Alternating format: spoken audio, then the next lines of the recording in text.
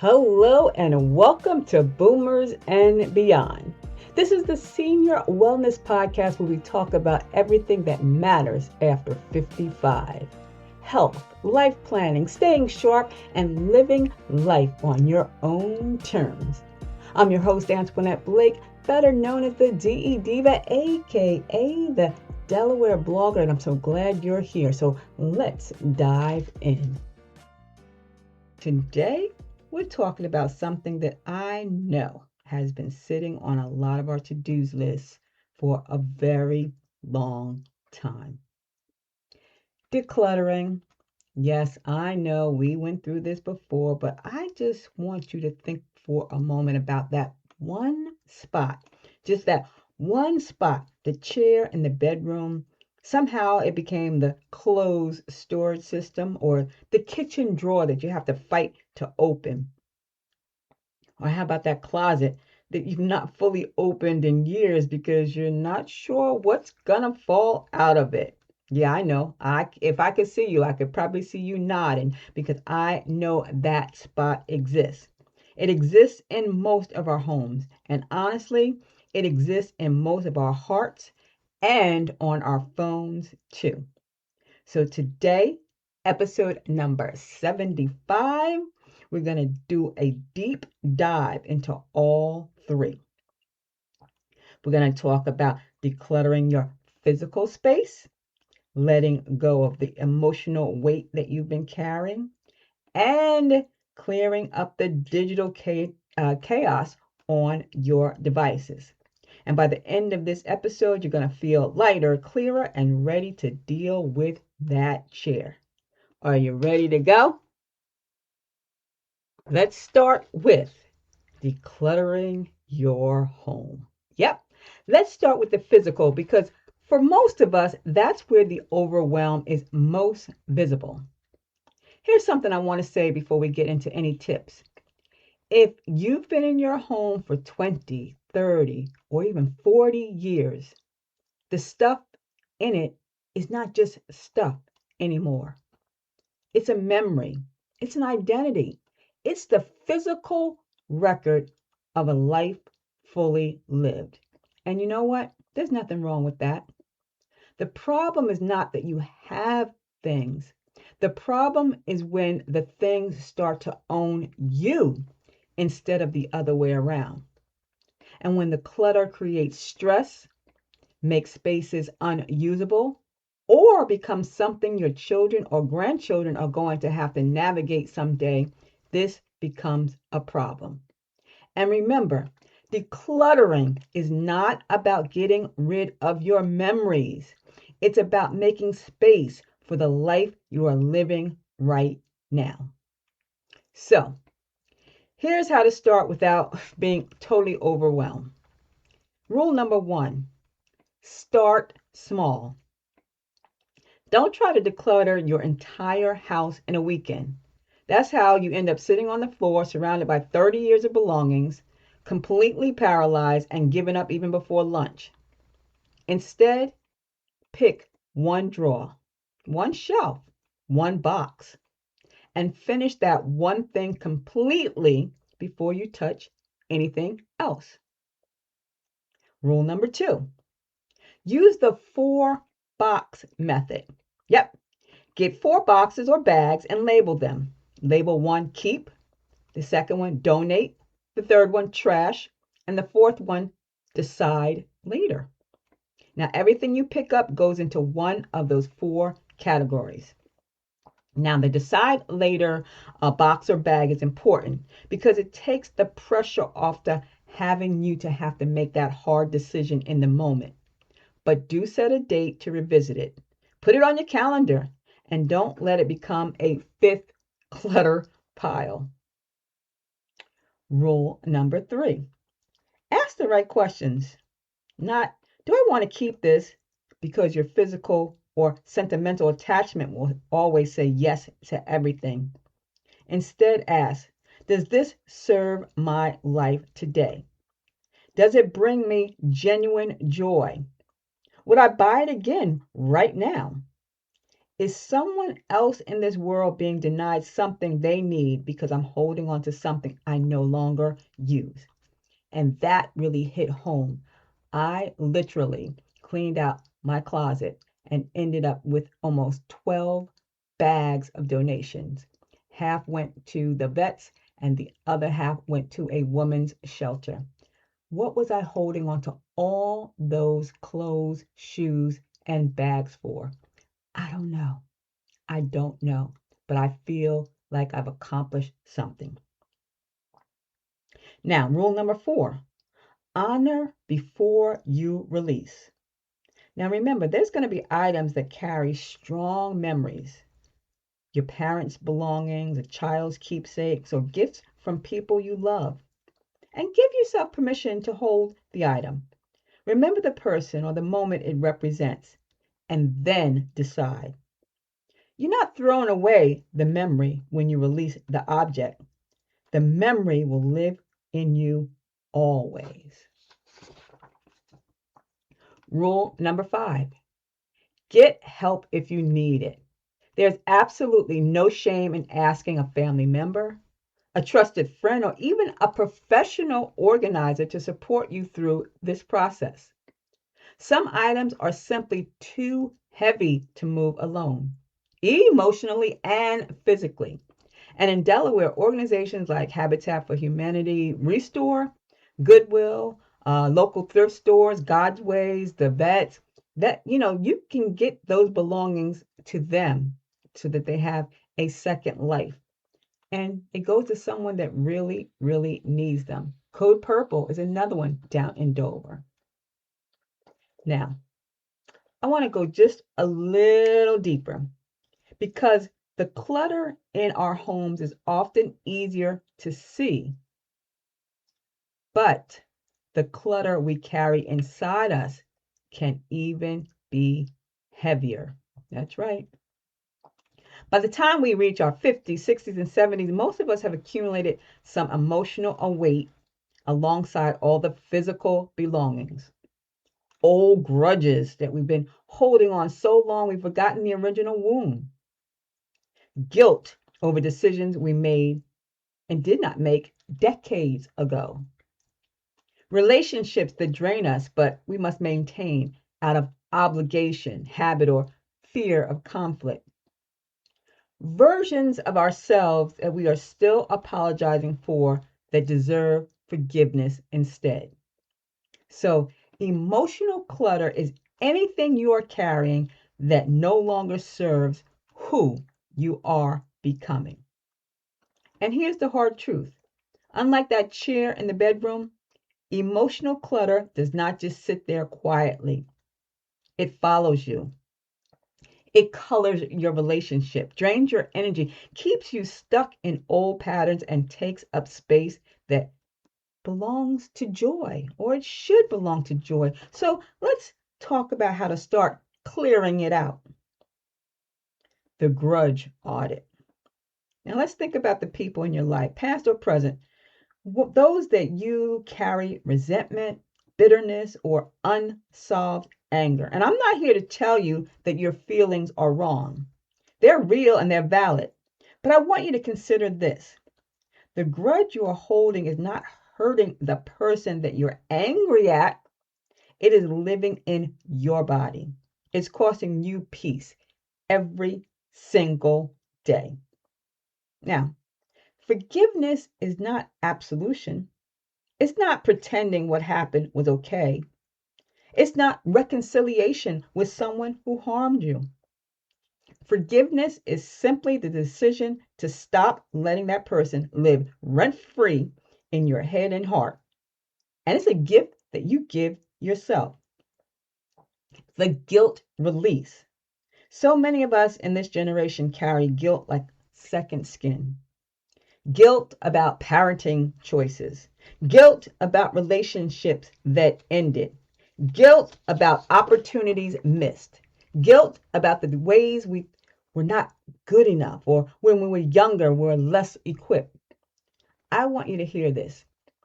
You did the best you could with what you knew at the time. And if you knew better now, It's evidence of growth, not proof of failure. You are allowed to put that guilt down. It has served its purpose. It changed you. Now let it go. The relationship inventory. We've all been there.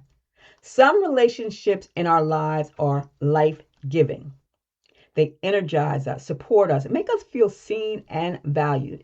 And some relationships are the opposite. They drain us, diminish us, fills us with anxiety or dread. At this stage of life, you have earned the right to be intentional about who gets your time and your energy. And that does not mean cutting people off carelessly, but it does mean being honest with yourself about which relationships deserve more of you and which one needs some loving distance. Your time, remember, your time and your peace are not infinite. Spend them on people and things that deserve them. All right? So let's go on to decluttering your digital life. This is one that we're all guilty of. We talked about home and we talked about the heart. Now let's talk about the other place where clutter has absolutely, positively gotten out of control for the majority of us. Our phones, our email inboxes, our camera rolls, our social media. Yeah. I want to ask you something. How many unread emails do you have in your inbox right now? And how many photos are on your phone? I'm going to guess that the email number is somewhere between uncomfortable and truly alarming. And the photo number is probably in the thousands. Listen, digital clutter is real clutter. It creates mental noise, slows down our devices, makes it harder to find what we actually need, and can honestly create low level stress that we didn't even realize that we were carrying. So, here's how to tackle it without losing your ever loving mind. Let's start with your email. And I do this on a regular. Unsubscribe from every newsletter and promotional email you delete without even reading it. There are free services like unroll.me that can help you do this in bulk. Then create 3 simple folders. Action required, reference, and archive. Anything older than 6 months that you have not needed, delete it. I promise you're not going to miss it. And with your photos, you're going to have to tackle those in small sessions. Don't try to sort through thousands of photos at once. You know, that is a recipe for 2 hours of nostalgic paralysis. Instead, spend 15 minutes a day. Delete the duplicates, the ones that are blurry, and the 10 that are nearly identical that you're trying to just get that right angle, right? And consider a service like Google Photos or Amazon Photos to organize and back up the ones you want to keep. I have Dropbox and I've created folders for all my photos depending on the subjects. Now we know the family photos are precious and they deserve to be organized and safe and not buried in a phone that could be lost or broken. So like I said, I have Dropbox for family photos. So all my family photos go there. My sorority photos has another folder. Product reviews has another folder. I mean, everything has a folder. So that way I can always go to that folder and get it without having to scroll through hundreds and thousands of photos in my phone. Now, this one I am guilty of simply due to the fact that I'm a social media manager. So, cleaning up your social media. You've got to unfollow accounts and people that make you feel bad about yourself. Whether these accounts make you feel inadequate, anxious, angry, or just drained. You know, we read these things and it's like, I don't want to read this. Your social media feed is entirely in your control.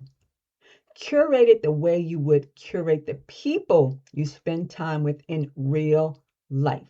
And only let in what lifts you up. Let me say that again. Only let in what lifts you up. Review your apps, go through your phone and delete every app that you've not used or opened in the last 30 days. Each one is taking up storage space and mental real estate.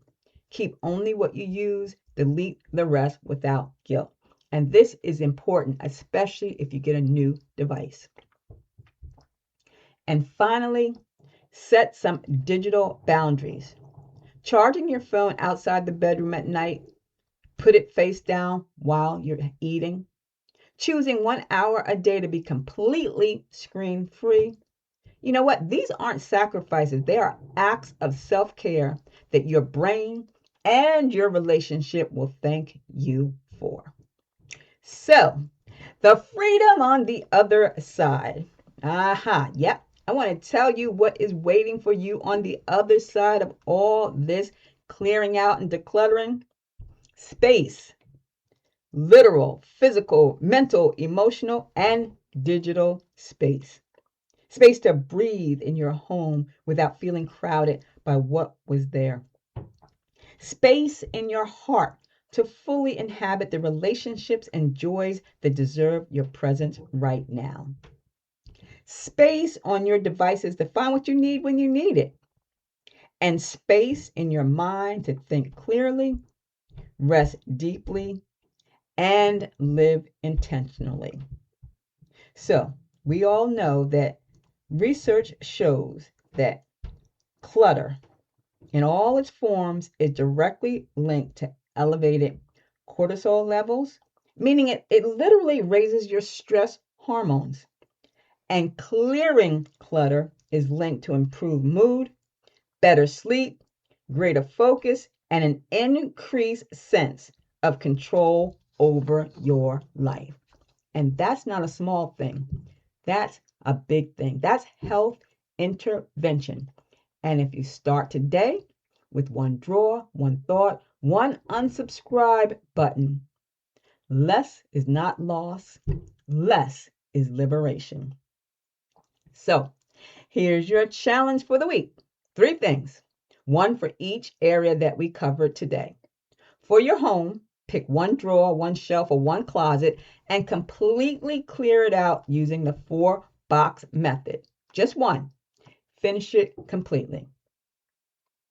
For your heart, write down the name of one thing that you've been carrying, a grudge, a guilt, a worry, and consciously choose to release it. You can write it on paper and literally throw it away. Ceremonial, yes. Effective, absolutely. And for your digital life, spend 15 minutes on your email and unsubscribe from everything you delete without reading. Just 15 minutes, that's it. You'll be amazed at what that one action does for your inbox and for your mental state. So remember, one drawer, one release, 15 minutes this week. You got this. And you know what I want you to do? Come and tell me. Tell me on Facebook or head over to blog, delblogger.com, and I want you to tell me which area you're going to be tackling first. I want to know, and I want to celebrate every single step that you take. And I also have a 30-day declutter challenge checklist in the blog post for this episode when it comes out the following week. And it's going to walk you through the whole process, one manageable day at a time. I want you to grab it because it's going to be free and it's going to help you change how your home feels. So, if today's episode gave you the push you needed, please share it with a friend who has been meaning to tackle the clutter in their own life. And leave me a 5-star review on Apple Podcasts or Spotify because you know what? It helps more people find boomers and beyond. So I thank you so very much. Now that's a wrap. Episode number 75. I'm Antoinette Blake, the DE Diva, aka the Delaware Blogger, and I hope you feel just a little bit lighter already. So I will see you next Saturday at 10 a.m. I'm not sure what we're going to be talking about then, but I'll see ya.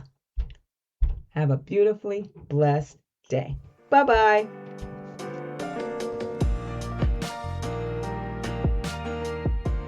And that, my friends, is a wrap on today's episode of Boomers and Beyond. And listen, make sure you come back next Saturday at 10 a.m. because we're going to be talking about some more amazing things for our 55 plus community. And if you know someone in your life who needs to hear what we talked about today, a friend, a family member, someone that's been going through it, please share this episode with them. A simple text or Facebook share would also make a big difference in someone's life. And that's what this show is all about. So enjoy. And if Boomers and Beyond is a show you look forward to, and it made you think, made you laugh, or feel a little less alone in this season of life, I would be so grateful if you would take 30 seconds to leave a 5-star review on Apple Podcasts, Spotify, iHeartRadio, or wherever you listen to your podcasts. Your word helps new listeners find this show, and every new listener makes the community stronger, and it means the world to me. Thank you. See ya.